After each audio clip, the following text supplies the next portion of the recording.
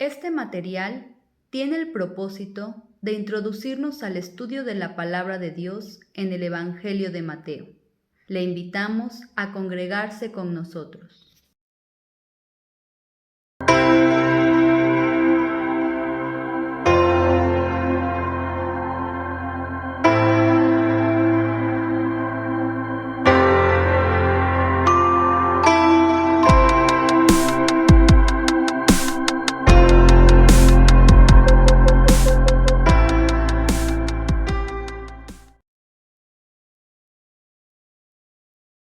Lección número 8. Escuela Dominical. Tema general: Cristo, el Rey de Reyes. Continuamos con la octava lección de nuestro cuaderno de estudio Andando en sus caminos, la cual lleva por título La visión del Rey, y está basada en el pasaje del Evangelio de Mateo, del capítulo 17, a partir del versículo 1, hasta el capítulo 19, versículo 15. Antes de continuar con este estudio, les recomendamos hacer una pausa y realizar la lectura de estos pasajes. Iniciamos con el texto base de nuestra lección, el cual se encuentra en el capítulo 17, versículo 2, que dice: Y se transfiguró delante de ellos, y resplandeció su rostro como el sol, y sus vestidos se hicieron blancos como la luz. Este versículo narra el evento extraordinario que 3 de los discípulos del Señor, Pedro, Jacobo y Juan, pudieron presenciar. La transfiguración del Señor. En pocas palabras, el Señor, dando una muestra de su verdadera naturaleza divina, se muestra en gloria, dejando por un momento la apariencia física de un hombre para revelar su identidad y verdadera naturaleza, el Rey de Reyes. Es interesante observar que los discípulos no tuvieron dificultad en observar con sus propios ojos tal evento maravilloso. A pesar del intenso resplandor, equiparado con la fuente de energía más potente del cielo, los discípulos pudieron distinguir claramente el rostro y las vestimentas del Señor. En un gesto de misericordia, el Señor permitió ser contemplado en su gloria, no en el cielo, sino en la misma tierra en la que había descendido y en la cual estaba cumpliendo su propósito. Observamos en primer lugar que el rostro del Maestro resplandeció como el sol. Habrá tan solo que intentar mirar el astro para comprender el grado de intensidad con la que resplandeció su rostro. Aquel mismo astro, creado en el cuarto día para señorear sobre el día, alumbrar sobre la tierra y separar la luz de las tinieblas, según el relato de la creación que encontramos en el primer capítulo de Génesis. Así fue la manera en que el rostro del Señor se iluminó. Tal astro rey que marca los tiempos, las estaciones y procura toda vida sobre la tierra. Por tal motivo, Juan iniciaría su evangelio aludiendo a esa gloria.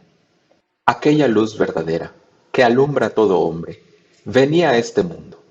Y luego dice: y aquel Verbo fue hecho carne, y habitó entre nosotros, y vimos su gloria, gloria como del unigénito del Padre. En la visión, los discípulos observan que las vestiduras del Señor se hacen blancas como la luz. Nuevamente, esto nos habla de la gloria del Señor, señalando a los discípulos que Jesús era ciertamente el Hijo de Dios, teniendo entonces una excelsa oportunidad de contemplar al Hijo de Dios radiando en su gloria. Dentro de nuestra lectura completa, podemos observar cómo Mateo, quien había sido recaudador de impuestos, lleva una cronología de los eventos, como leemos desde el primer versículo del capítulo 17, y brinda detalles relacionados con su anterior ocupación, al mencionar, por ejemplo, los diferentes tipos de monedas que se usaban en la época, tal como el dracma, estatero y los talentos. Por lo que encontramos en esta lección una riqueza invaluable de detalles y sobre todo de enseñanzas que el Señor Jesús dejó para nosotros. Empecemos nuevamente observando el evento de la transfiguración, en el cual Como mencionamos en la explicación del texto base, el Señor mostró momentáneamente a 3 de sus discípulos su gloria. Tomemos como punto la frase en el primer versículo. Y los llevó aparte a un monte alto. Notemos que la primera acción fue el de llevarlos aparte. Y esta primera acción es algo que debemos practicar a menudo. Debemos apartarnos con el Señor, haciendo a un lado todas aquellas distracciones que nos impiden pasar momentos valiosos con el Señor. Debemos apartar el tiempo para la lectura de su palabra y la oración, sobre todo en nuestros hogares, con nuestras familias. Qué difícil se nos hace eso en la actualidad, poder disponer de momentos para vitales actividades en la vida de los creyentes. Eso es lo que a menudo busca el Señor, hacernos salir de nuestras rutinas para pasar un tiempo con nosotros. El cristiano en su caminar se caracteriza por estar apartado para el Señor. Enseguida, el Señor, además de apartar a los 3 discípulos, los llevó a un monte alto. Cabe observarse el adjetivo alto, que nos habla de una cierta dificultad para acceder y que conlleva tiempo, distancia y esfuerzo para llegar. Leemos a menudo en las lecturas del Antiguo Testamento que Dios se manifestaba en montes altos. En una primera instancia, sí, para resaltarnos su posición por encima de lo terrenal, pero en segundo lugar, para demostrarnos lo que conlleva tener un encuentro con Él, esfuerzo y perseverancia. Si usáramos una analogía de la acción en la actualidad, podemos ejemplificar con la disciplina llamada alpinismo, en donde los deportistas de alto desempeño deben prepararse en muchos aspectos, tales como la alimentación, el ejercicio, el cuidado de su salud, para poder escalar y coronar alguna montaña alta. De la misma manera, el creyente es llamado a esforzarse y, como monte alto, en nuestros tiempos, tenemos la reunión de los domingos por la mañana, la mesa del Señor, en donde venimos como iglesia a tributar nuestra adoración. Otro detalle interesante que podemos resaltar en el pasaje tiene que ver con la visión de 2 varones que aparecieron hablando junto al Señor acerca de su partida, Moisés y Elías. De este detalle, se puede notar que Moisés representa claramente la ley dada por Dios a su pueblo, y Elías personifica a los profetas. La ley y los profetas, las 2 secciones importantes del Antiguo Testamento, que, en presencia de los judíos, testifican a Cristo como el Salvador y Señor. Otra posibilidad ha sido señalada como siendo Moisés el representante de aquellos muertos, pero resucitados para encontrarse con el Señor, y de Elías como aquellos que serán llevados sin padecer la muerte física. Una tercera sugerencia, que es interesante, es la que nos habla de Moisés como el medio para constituir el tabernáculo y la ley de Dios. Físicamente entre el pueblo de Israel, siendo esto una clara figura de Cristo y la consiguiente justicia divina ejecutada en su persona. Y por el otro lado, Elías como figura de los milagros y la verdad que sería revelada a través del ministerio del Señor y su obra en la cruz. Sin embargo, cabe también señalar el comportamiento de los discípulos, y principalmente el de Pedro, quien probablemente, estupefacto y asombrado, propone levantar 3 enramadas, es decir, 3 pequeñas tiendas, en honor a quienes acababan de ver. Esta propuesta, desde luego, fue ignorada, y acto seguido fueron cubiertos con una nube de luz y una voz del cielo les dijo: Este es mi Hijo amado, en quien tengo complacencia. A él oíd. En este punto, sería pertinente preguntarse, ¿qué lección aprendieron los discípulos de esto? Y por supuesto, ¿qué lección podemos nosotros tomar? Los discípulos habían visto al mismísimo Señor y Rey de Reyes en su gloria, pero los discípulos aún mantenían esa debilidad característica de la humanidad. Y la voz, de manera muy pertinente, les recordó el mandamiento a retener. a Él oíd. Solamente a Él se debe rendir exclusivamente la gloria y honra. Y no hay nadie, ni siquiera Moisés o Elías, que puedan recibir ni siquiera una simple enramada tributada por los hombres. Ellos, tarde o temprano, aprenderían bien la lección. Quizá, por tal motivo, el apóstol Pedro coincide en sus 2 epístolas con la conclusión: a Él sea la gloria, tal como leemos en 1 de Pedro 5:11 y 2 de Pedro 3:18. Para nosotros, esta lección también debe darnos muchas enseñanzas, sobre todo cuando estamos en medio de un mundo altamente influenciado por las grandes personalidades políticas, televisivas o de las llamadas redes sociales en el Internet, o por aquellos héroes ficticios de los niños, que a menudo desvían la mirada hacia contemplar la falsa gloria del hombre y la alejan del Señor. Por tal razón, quisiera hacer un llamado sobre todo a los padres de familia, a cuidar lo que sus hijos toman como modelos a replicar, a no permitir que el corazón de sus hijos sea fascinado por cosas que, a lo mejor, bajo una bandera de entretenimiento inofensivo, penetran en sus mentes y corazones.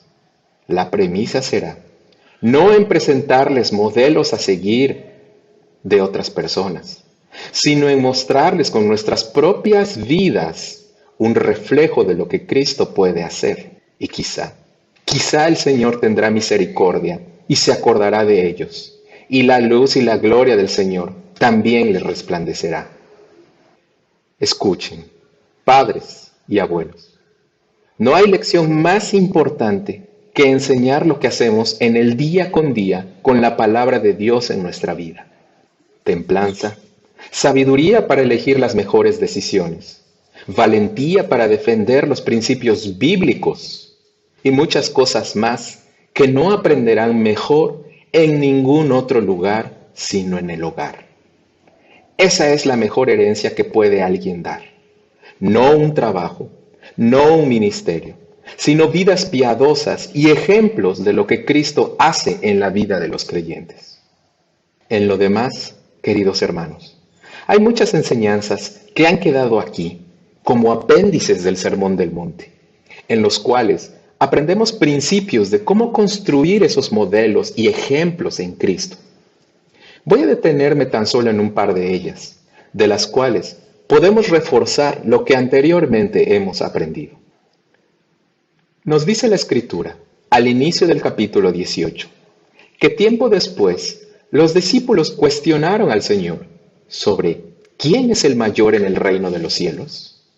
A lo que la respuesta del Señor fue poner en medio de ellos un niño, y les dijo, si no os volvéis como niños y os hacéis como niños, no entraréis en el reino de Dios. Por supuesto que este pasaje nos habla mucho de la humildad. Es más, el Señor todavía les dice, el que no se hace como niño, ni siquiera espere que entrará en el reino, como diciéndoles, no se preocupen por los estatutos y recompensas, sino en observar su conducta y asemejarse, cual un tierno niño.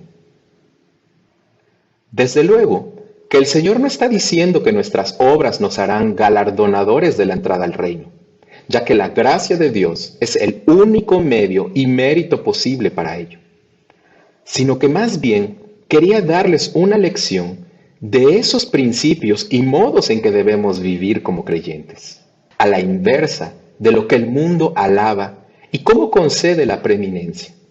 En el reino de Dios, una vida piadosa, humilde y totalmente dependiente, como la de un niño, será grande en el reino de Dios. Vemos que el Señor aquí introduce nuevamente una lección tomando el ejemplo de la niñez. Y el Señor continúa con su discurso, ahora condenando la falta de quien pone tropiezo a alguno de estos pequeños que creen en mí. Y quisiera detenerme aquí para resaltar nuevamente la importancia de cuidar a nuestros niños, no poniendo tropiezo en ellos. Puede tratarse de un niño, un hijo en su sentido literal, o incluso para todo aquel hijo de Dios. En todas las situaciones, la lección es la misma. No poner tropiezo, menos a un niño. El Señor sabe de antemano el valor que tienen los niños y tristemente, a veces son los mismos padres quienes ponen tropiezo a sus hijos. Tropiezos cuando por querer hacer un bien se cumplen los caprichos de los hijos. Se elige una escuela para ellos en función de lo que a los criterios de los padres es la mejor opción, pero sin consultar en lo absoluto al Señor.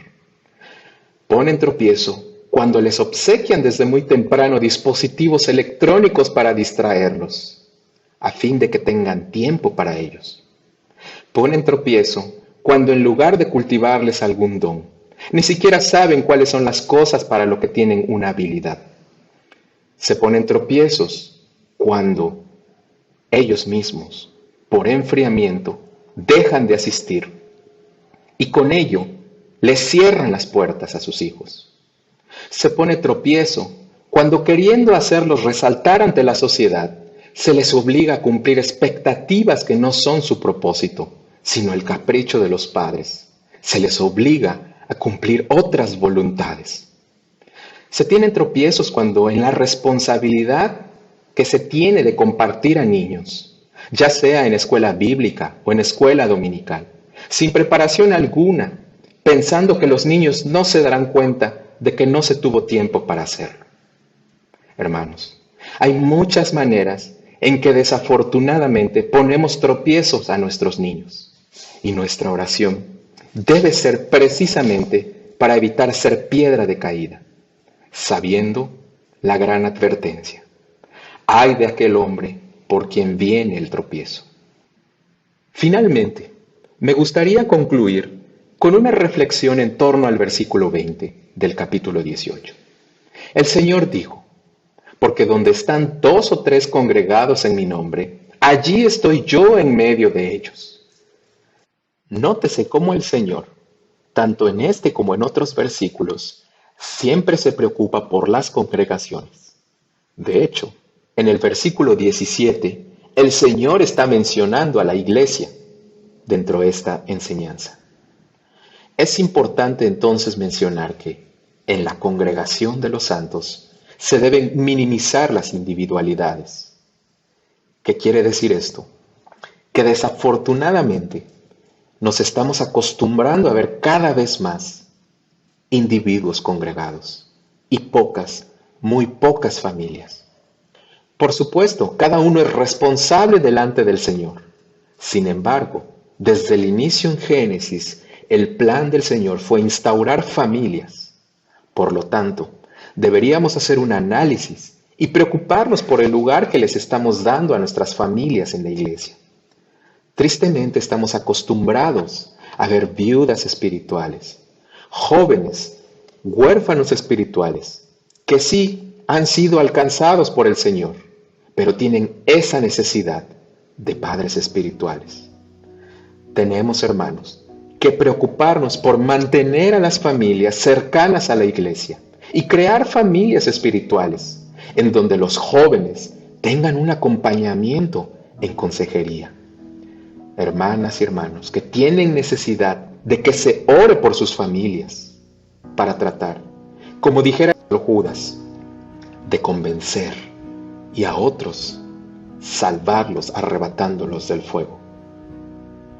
Inclusive, hermanos, quiero pensar en nuestros ancianos, nuestros diáconos, quienes también tienen sus familias y cuyas cargas serán compartidas, sí, con esposas, hijos.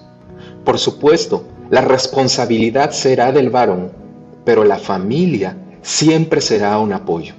Y necesitamos ver modelos de familias sirviendo juntos en la iglesia.